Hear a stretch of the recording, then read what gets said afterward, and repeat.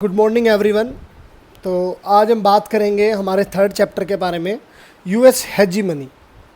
US hegemony in world politics, विश्व राजनीति में अमेरिकी वर्चस्ववाद। तो सबसे पहले हम चैप्टर का जो टॉपिक है, मीनिंग है, उसके बारे में, चैप्टर का जो नेम का मीनिंग है उसके बारे में जानते हैं। हेजीमनी, वर्चस्ववाद आखिर होता क्या? हेजीमनी होता है कि दूसरों को डोमिनेट करना, दूसरों पे प्रभाव डालना, दूसरों को डोमिनेट करना। अब इस चैप्टर के पर्सपेक्टिव से हम देखते हैं कि इस बात का मीनिंग क्या है। आप लोगों को पता है कि वर्ल्ड वॉर 2 के बाद में पूरी दुनिया के अंदर 2 सुपर पावर्स का एमर्जेंस हुआ। एक था यूएसए और दूसरा था यूएसएसआर। दोनों के बीच में कोल्ड वॉर चल रहा था। दोनों अपने आप को बेस्ट प्रूव करने की कोशिश कर रहे थे। दोनों ही बहुत बड़ी सुपर पावर्स थे। अब उसी तरह से 1991 के अंदर क्या होता है? 1991 के अंदर जैसे कि आपको पता है यूएसएसआर डिसइंटेग्रेट होता है, यूएसएसआर का सोवियत संघ का विघटन हो जाता है। 1991 के बाद सोवियत संघ का विघटन हो जाता है, तो पूरे विश्व के अंदर एक ही खिलाड़ी, एक ही सुपर पावर बचता है, वो बचता है यूएसए। अब उससे क्या होता है कि यूएसए पूरी तरह से पूरे वर्ल्ड को डोमिनेट करने लगता है। तो उसी के बारे में ये चैप्टर है जिसके बारे में हमने डिस्कस करना है। हाँ जी, तो ये है पूरी तरह से अमेरिका के वर्चस्ववाद, अमेरिका की हेजीमनी, अमेरिका की डोमिनेंस मतलब प्रभाव के बारे में, लोगों पे अपने फैसले थोपने की क्षमता, हर पूरे वर्ल्ड को कंट्रोल करने की, पूरे विश्व को अपने इन्फ्लुएंस में रखने की जो क्षमता अमेरिका ने पाई है, उसके बारे में ये चैप्टर है। हेजीमनी का अर्थ क्या है? प्रभाव, या फिर हम कह सकते हैं डोमिनेंस। हाँ जी, तो अब क्या है कि इसे कहा गया न्यू वर्ल्ड ऑर्डर। 1991 के बाद सिर्फ एक ही सुपर पावर बचा, वो था यूएसए। इसे कहा गया न्यू वर्ल्ड ऑर्डर क्योंकि पूरी दुनिया अब यूएसए के साथ शामिल होना चाहती थी। अब हेजीमनी शब्द पे थोड़ा सा और हम प्रकाश डालते हैं। हेजीमनी किसे कहते हैं?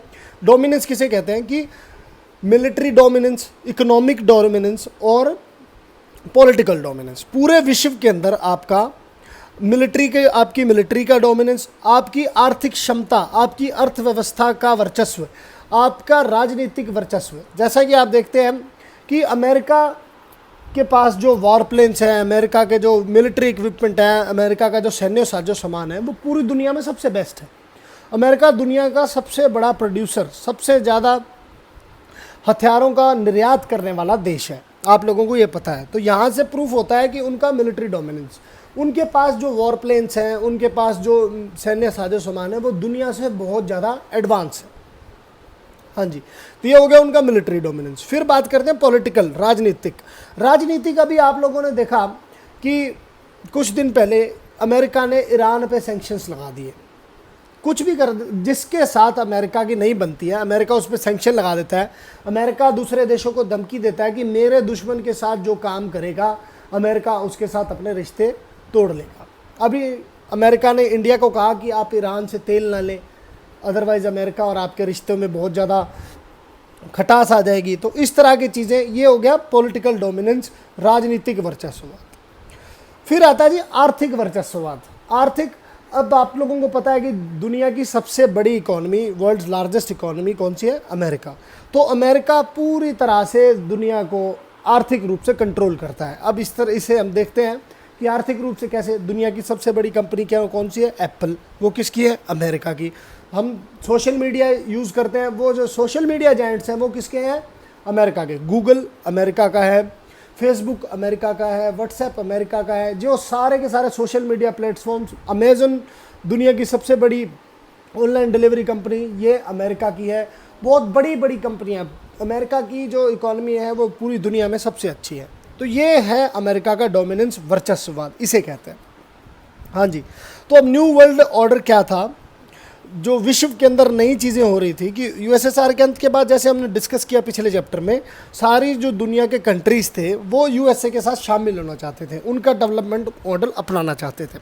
हाँ जी, तो सबसे पहले यूएसए की डोमिनेंस के बारे में बात करेंगे। ये कम 1990 के दशक में हमें बिल्कुल पूर्ण रूप से देखने को मिलती है, जो मिलिट्री डोमिनेंस है।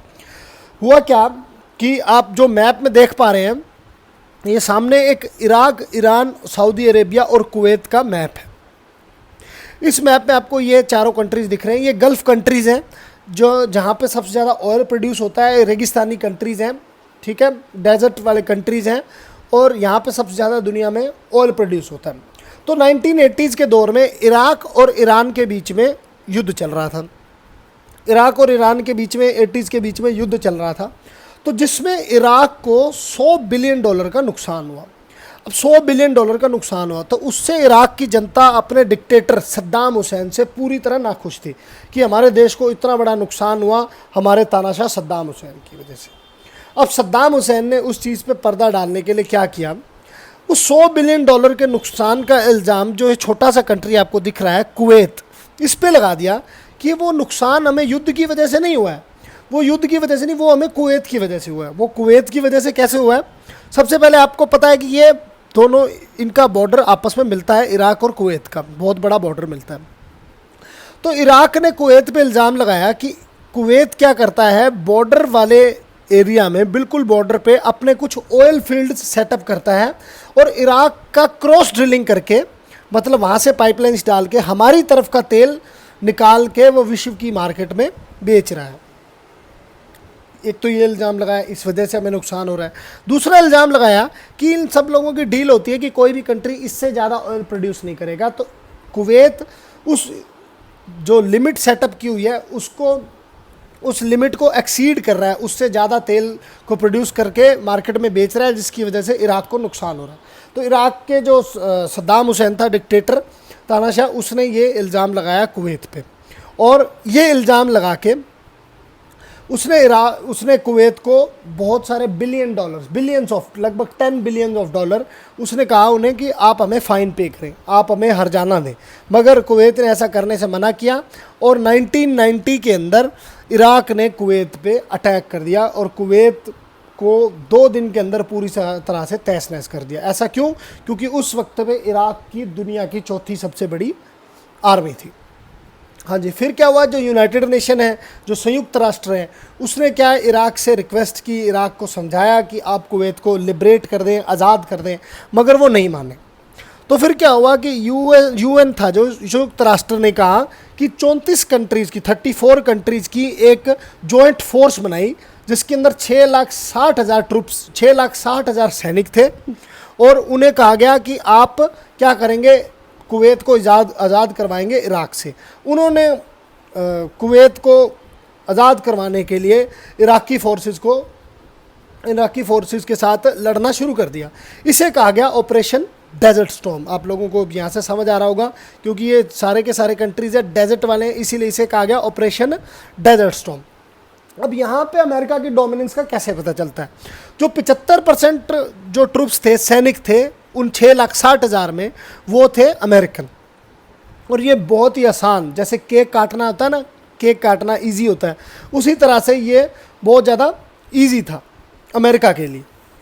और इसके अंदर, और उन्होंने कुवैत को 1 या 2 दिन के अंदर, 3 दिन के अंदर ही, बहुत ही कम समय में लिबरेट करा दिया, आज़ाद करा दिया। तो इसे एक फर्स्ट गल्फ वॉर भी कहा गया। अब इससे क्या है कि इस गल्फ वॉर से यूएस की हेजीमनी, यूएस का वर्चस्व पूरी दुनिया ने देख लिया। पूरी दुनिया ने कैसे देखा? इसके अंदर अमेरिका ने automatic missile, computer bombs, computer missiles का यूज़ किया, जो अपने आप ही टारगेट को हिट करती थी बिना सैनिकों के जाए। जो अपोजिशन के, जो विरोधियों के सैनिक थे, उन पे बड़े बड़े हमले किए, और इसे इसीलिए कहा गया फर्स्ट कंप्यूटर वॉर। इसे कंप्यूटर वॉर भी कहा गया।